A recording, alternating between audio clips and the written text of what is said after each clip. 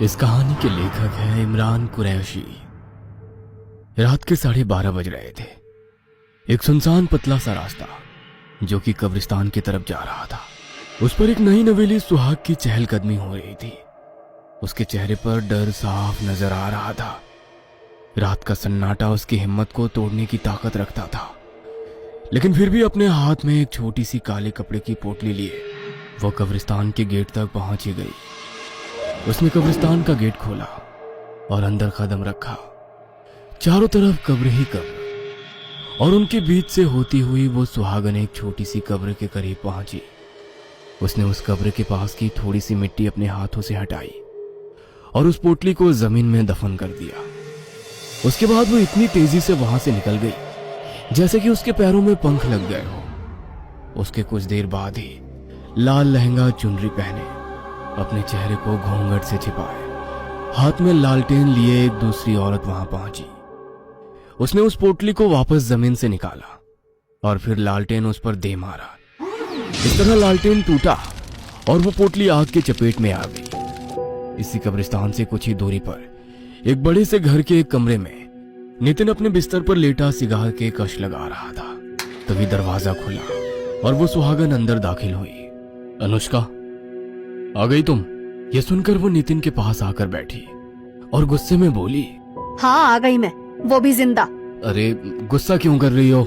जिस तरह की फालतू रस्में तुम्हारे इस घर में मुझसे करवाई जा रही है ना, ऐसी रस्मों के बारे में मैंने सुना तक नहीं। इतनी रात में एक पोटली को जमीन में गाड़ने के लिए मुझे कब्रिस्तान भेज दिया। अगर मुझे कुछ हो जाता तो? उसकी बात को नितिन सुन तो रहा था, लेकिन मुंह से कुछ भी नहीं बोल पा रहा था। ये बस आखिरी रस्म थी जो मैंने कर दी। अब आगे से अगर मुझसे माँ जी ने कोई भी ऐसी वाहियात रस्म करवाई ना, तो मैं पता नहीं क्या कर बैठूंगी। ये कहकर अनुष्का ने चादर टानी और सोने गई। नितिन सोच रहा था कि जिस माँ के आगे उसके पिता नहीं बोलते थे, वो उसके आगे क्या बोलेगा, इसलिए वो चुप ही रहा। उस रात से करीब 9 महीने गुजर जाने के बाद रात के समय अनुष्का को प्रसव पीड़ा शुरू हुई। नितिन, नितिन ड्राइंग रूम में अपनी माँ पल्लवी के पास गया, जहाँ उसकी बहन कामिनी भी बैठी थी। माँ, अनुष्का को लेबर पेन शुरू हो गया है, हमें उसे डॉक्टर के पास ले जाना चाहिए। डॉक्टर की जरूरत नहीं है, हमने उसका प्रबंध कर दिया है। तभी दरवाजे से होती हुई एक बूढ़ी औरत अंदर आई। पल्लवी ने उसको अनुष्का के कमरे में भेज दिया और बूढ़ी ने अंदर जाते ही दरवाजा बंद कर दिया। कुछ देर बाद हमारे खानदान का वारिस आने वाला है। कामनी बेटा, तुम सुबह से ही जश्न मनाने की तैयारी शुरू कर देना। कुछ देर बाद एक बच्चे के किलकारी की आवाज सभी को सुनाई दी और वो बूढ़ी बाहर निकली। मुबारक हो, आपको बेटी हुई है। ये सुनकर नितिन बहुत खुश हुआ और कमरे के अंदर दाखिल हो गया, लेकिन पल्लवी के चेहरे पर गुस्सा उबल आया। ये कैसे हो सकता है? एक लड़की? क्या तुमने उससे वो विधि नहीं करवाई थी? करवाई थी माँ, भाभी के पेट पर से मैंने अपने हाथों से वो पोटली पूरे 9 बार घुमाई थी और उनको कब्रिस्तान भी भेजा था। इसका मतलब है उस तांत्रिका ने हमें गलत टोटका बताया था। चलो अभी उसके पास चलते हैं। पल्लवी ने कामिनी को अपने साथ लिया और उसी टाइम घर से निकलकर शमशान भूमि की तरफ रवाना हो गई। कामिनी को इस समय डर तो बहुत लग रहा था, लेकिन अपनी माँ के गुस्से के आगे वो कुछ नहीं बोल रही थी। अचानक उसको पायरों की आवाज सुनाई दी और दोनों ने पलटकर पीछे देखा। उनसे काफी पीछे वही लालटेन वाली औरत उनको नजर आई। माँ, ये कौन है? होगी कोई पागल, तुम पीछे मत देखो, आगे बढ़ो। वो दोनों फिर से आगे बढ़ने लगी और कुछ कदम चलने के बाद उन दोनों की सांसें और कदम दोनों रुक गए। उन्होंने देखा कि जो लालटेन वाली औरत उनके बहुत पीछे थी, अब वही उनसे 10 कदम आगे खड़ी नजर आ रही थी। ए लड़की, कौन है तू? पल्लवी ने उससे सवाल किया। उसने धीरे से अपना लालटेन चेहरे के करीब लाकर उन दोनों को अपना चेहरा दिखाया, जिसे देखकर पल्लवी और कामिनी दोनों का दिल दहल उठा। दोनों चीखती चिल्लाती हुई अपने घर की तरफ वापस भाग निकली। वो सीधा अपने कमरे में आकर रुकी और लंबी लंबी सांसें लेने लगी। मम्मी, वो औरत कौन थी? कितना भयानक चेहरा था उसका। वो कौन थी इस बात से ज्यादा मुझे चिंता इस बात की है कि अनुष्का ने जिंदा लड़की कैसे पैदा की। उस तांत्रिका ने कहा था कि अनुष्का के पेट पर से उस पोटली को 9 बार घुमाकर अनुष्का के हाथों ही कब्रिस्तान में गड़वाना है। उसके बाद अगर अनुष्का के पेट में लड़की हुई तो वो पैदा होने से पहले ही मर जाएगी, और अगर लड़का हुआ तो ही वो सही सलामत पैदा होगा। इसका मतलब है कि उस तांत्रिका ने हमें बेवकूफ बनाया है।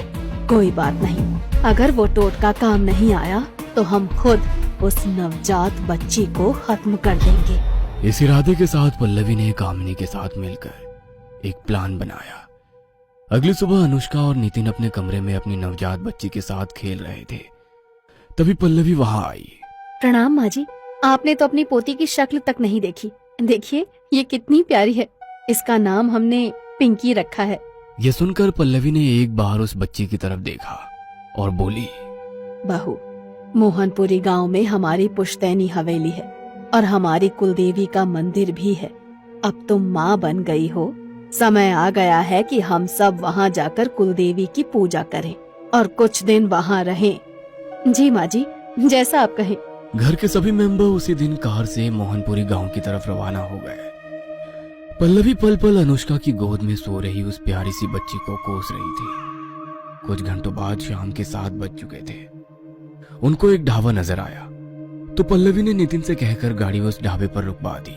चलो सब यहाँ खाना खा लेते हैं, थोड़ी देर यहाँ रुककर आगे बढ़ेंगे। ये सुनकर सभी लोग गाड़ी से उतरे। एक पुराना सा ढाबा जहाँ टेबल की जगह कहीं चारपाई बिछी थी। पल्लवी ने कामिनी को इशारा किया, जिसे समझकर वो अनुष्का के पास गई। लाइए भाभी, जब तक आप खाना खाती हैं मैं पिंकी को संभाल लेती हूँ। अरे नहीं कामिनी, मैं एडजस्ट कर लूंगी। कामिनी ठीक कह रही है अनुष्का, कम से कम खाना तो आराम से खाओ। चलो पिंकी को कामिनी को दे दो। यह सुनकर अनुष्का ने पिंकी कामिनी को थमा दी। कामिनी भी उसके साथ खेलने लगी और उसको लेकर टहलने लगी। कामिनी, वहाँ कहाँ जा रही हो? अरे भाभी मैं यही हूँ, आप फिक्र मत करो, मैं बस पिंकी को थोड़ा घुमा लाती हूँ। अनुष्का तुम खाने पर ध्यान दो ना, वो उसकी बुआ है, संभाल लेगी उसको। अब अनुष्का और नितिन खाना खाने में लग गए। कामिनी पिंकी को ढाबे के पीछे वाले जंगल में ले गई, जहाँ से भेड़ियों की आवाजें भी सुनाई दे रही थी। अरे बाप रे, यहाँ तो जंगली जानवर काफी ज्यादा महसूस हो रहे हैं। वहाँ कह दूंगी पिंकी को एक भेड़िया खींच कर ले गया। ये कहकर कामिनी ने पिंकी को जमीन पर रख दिया और फिर बोली, पिंकी बेटा तुम यही आराम से लेटो, थोड़ी देर बाद भेड़िए अंकल तुमको लेने आने वाले हैं। ये कहकर वो पीछे मुड़ी। तभी उसको सामने वही लालटेन वाली औरत नजर आई, जिसे देखकर कामिनी की रूह कांप उठी। उसको समझ नहीं आया कि वो क्या करे। डरते डरते उसने जैसे ही पीछे कदम लिया, उसका पैर मुड़ा और वो जमीन पर गिर गई। आउच! ये तो कामिनी की आवाज लगती है। यह सुनकर नितिन और अनुष्का भी उठ खड़े हुए और वो तीनों डरी हुई हालत में ढाबे के पीछे जंगल की तरफ भागे। कामिनी के हाथ में पिंकी भी है, पता नहीं क्या हुआ होगा उसको। वो उसको आवाज लगाते, लेकिन सामने से कोई जवाब नहीं मिल रहा था। तभी कुछ ही दूरी पर जमीन पर उन सभी को पिंकी पड़ी हुई नजर आई। पिंकी, मेरी बच्ची। अनुष्का ने पिंकी को गोद में उठाकर प्यार किया और अगले ही पल पल्लवी चिल्ला उठी, कामिनी नहीं। सामने कामिनी की लाश पड़ी थी। उसके जिस्म से उसका सर और एक हाथ गायब था। ये खौफनाक मंजर देखकर सभी का दिल दहल उठा। मेरी बच्ची कामिनी। पल्लवी कामिनी की लाश के पास बैठकर रोने लगी। अनुष्का और नितिन की आंखों से भी आंसू बह रहे थे और उनसे कुछ ही दूरी वही लालटेन वाली औरत खड़ी होकर सब कुछ देख रही थी। कामिनी की मौत से पल्लवी की बुद्धि मानो भ्रष्ट हो गई थी और उसके दिल से यही आवाज आ रही थी, इस मनहूस लड़की की वजह से ही मेरी बेटी की जान गई है। मैं अब इसको खुद अपने हाथों से खत्म करूंगी।